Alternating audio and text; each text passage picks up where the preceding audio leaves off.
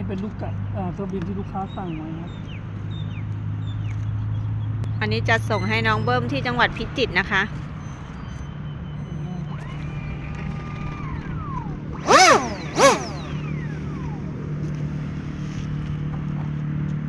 เก่านะเราไม่ได้เอาเบ็ดใหม่มาลอง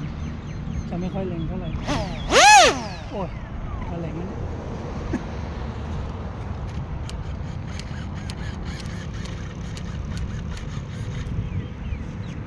โอเคครับไป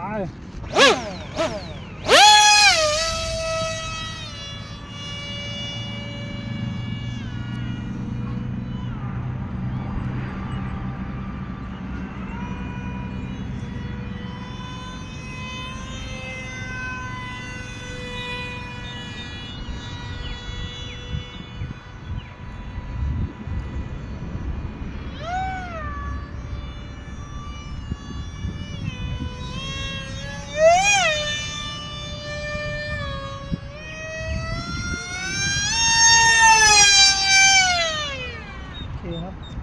ลง